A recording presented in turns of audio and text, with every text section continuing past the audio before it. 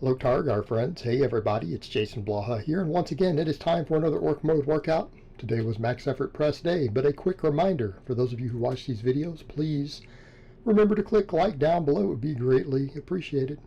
Let's get over to the training. Today, I went with 54 pounds of chains. And, you know, that always comes up. People say, well, how do you count that? That means the whole chain set, including that thing that it's attached to at the top, right? You see that thing put over the bar? All of that is 54 pounds.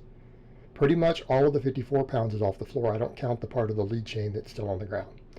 And then, you know, we count the weight on the bar. So if it's 300, it's 300 pounds of plates and bar with another 54 pounds of chains added. Now, this was hard today.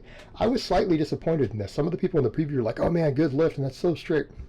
Actually, it's slightly weaker than some of my recent band and chain lifts. Not by much, but in a perfect world, I would have liked to have maybe gotten 5 to 10 pounds heavier. 5 pounds would have been about equal. 10 pounds would probably be slightly stronger. That felt grindy. It didn't look like it on camera, but that lockout felt like it took me 3 or 4 seconds to lock. It was tough. So I had to stop there. That I was not going to be able to make another jump. And I knew that with the 275. I'm like, let me just go for 300. I know I can get it, but it's going to be hard. And so we did. But, you know, again, going to have some fatigue here and there. Today, I also decided, since last time I wasn't able to PR with the straight weight for the flat bench or the incline, I'm like, well, let me do chains. So what I wanted to do on here is get a little more at the lockout that I had. I was doing sets of 5 with 385 pause, right? So I kept the same 54 pounds of chains on. All right, we kept the same chains, and I went with 235, so that we have slightly more at the top than what we've been locking, because it seems like to me, I still think lockout, it tends to be my weak links. I'm always pretty fast off the chest, and I know if I just build my lats up more, I'm going to get faster and faster off the chest again. Now that I can do chins again, which we'll get to in a minute, I feel like my lats are going to grow again. They'll help me get drive out of the bottom. And because I'm doing all this pause work, everything is paused, my pecs are going to grow anyways. So I do need to get stronger at lockouts. I need to get stronger at accelerating through. So chains will be very good for this. Also, the perks of chains, they unload the joints a little bit at the hardest parts.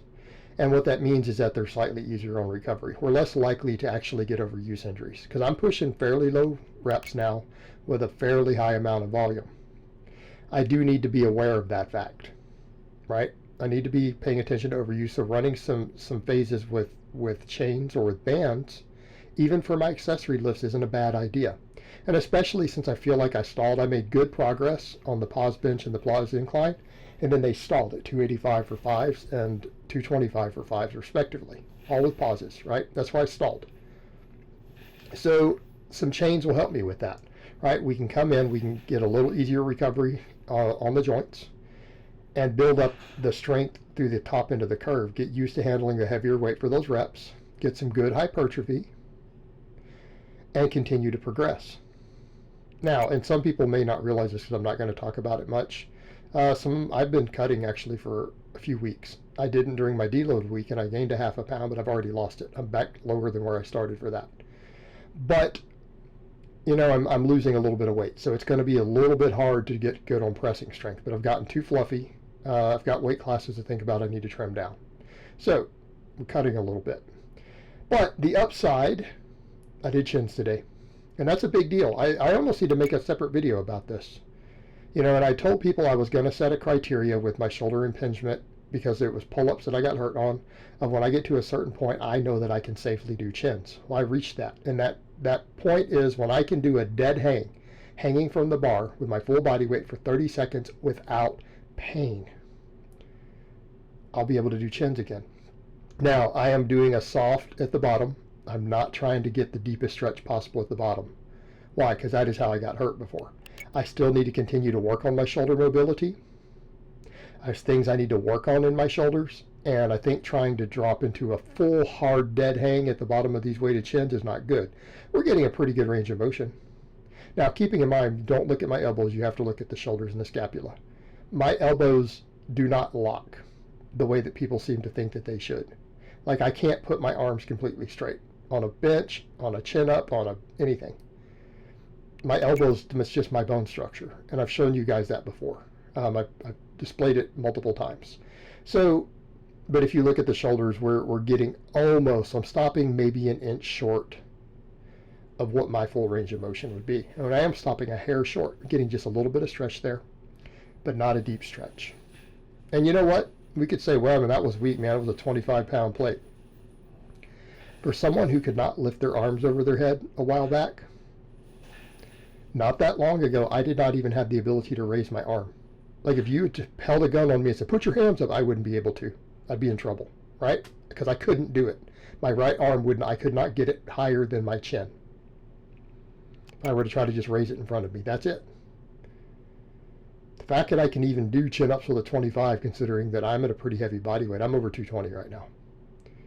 Okay, 3x5 with a 25, and I'm happy with that. And it was good grip training. It's one of the things too. I'm getting so much grip work. I think I was doing just body weight chin-ups for the last week or so, a little bit, just to see if I could do them without pain. And I've only been doing sets of 5 with body weight, so we'll build that back up.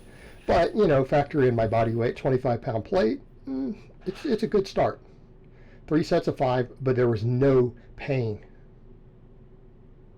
It was a little challenging on the grip. That's one reason I've wrapped my wrists up so that I remind myself to squeeze the bar tighter.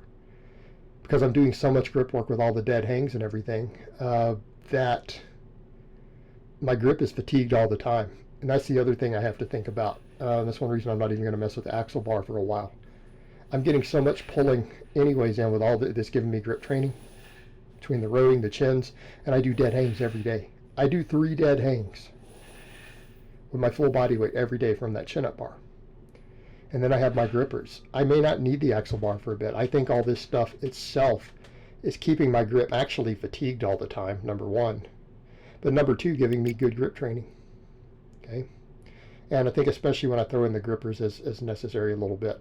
I think that'll help. I actually haven't unpacked them, so I need to get them back out, the ones I've been using, because I haven't used them this week. But I do need to break it back out, start messing with the gripper a little bit, my Captain's a Crush gripper. But the incline, for those curious, because I stalled at 225 for 5, I went ahead and I did 190 with 40 pounds of chains. And those were challenging, right? So again, it's a little more at the lockout, like 5 pounds more at the lockout than I've been doing. Because that tends to be where I'm weakest anyways. I do tend to be a little weaker near the top of all my pressing. And that's one reason we're going to push closed grip bench as a series accessory now. Rowing, these went pretty good. Now, these felt a little more fatiguing because I did chin-ups first, and they were deeper into the workout. I normally do these as a second exercise. Today, they're a 4th exercise. Using the same weight, I don't know, it felt kind of hard, but I got 6, 6, and then 7. So we're good, but I am using just a slight amount of body English. It's not much. It's still fairly clean. I'd like it a hair cleaner, but it gets hard to do that. When you start getting well past your body weight on rows, it's hard to stay clean, even with a stricter row like this. So we're a little bit acceptable, but good sets. And again, felt lats, felt biceps. You know, all the things that I need. And that's another reason we need to add the chins in. I really do need the extra bicep work. Because now that I've gone to a wider grip benching, which is pinkies on the rings now, I feel so much bicep. My biceps get really fatigued as a stabilizer. So again, the extra bicep wouldn't be a bad idea. Again, lat and bicep can help pop you out of the bottom through a mechanical advantage. But then the biceps are a stabilizer on the bench. And the wider your grip, the more important that becomes. So I also up the weight today on the closed grip. Now, last time I only did 225. This is my first time doing closed grip this deep. I used to treat it like a primary lift. This far into a workout, I simply cannot handle the same weights. So sets of 6 I did with 225 last time just to test it out. I went up 10 pounds. I got 6, 6, and then on my last set, pretty much I paused on the chest and felt like I couldn't get more than 5. The 5th rep felt grindy. So I had to call it there. So the 10-pound jump, we didn't quite get the 3x6. And I know you guys have seen me close grip more, but these are all, for the most part, paused. They're paused and I'm syncing them. And it's deep into a workout. Yes, I know you guys have seen me do 250 for 10 before. That was all touch and go. It was touch and go.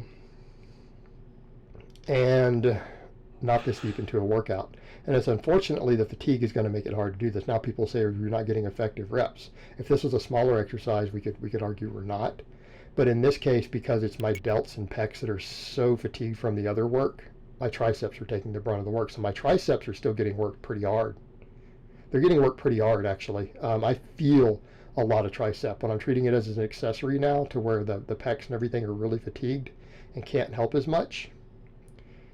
This becomes a truly tricep dominant exercise. And so my triceps actually are getting, I feel like they're doing most of the work on this. So in that case, we'll take a slightly lighter weight for now. We'll build it up. But this last set, that was it. I felt like I reached the limits of my work capacity. Again, this was my 9th set of pressing, not counting the max. All in the 5 to 6 rep range too, fairly heavy. It's a lot. It's all I could do. But I'm still happy with it. Overall, the workout's been good, and I'm really just happy. If nothing else, I'm happy about the ability to do chins again. And then we did hang pulls. I left the same weight on the bar, the 285. I did 265 for 5 the last time. I'm like, let me just do these 285 and do some triples. This is an explosive movement anyways, and I notice with the straps, the more reps I do, the more straps tend to become a problem. So I'm like, let me just wrap the straps up tight and do triples, just work on power.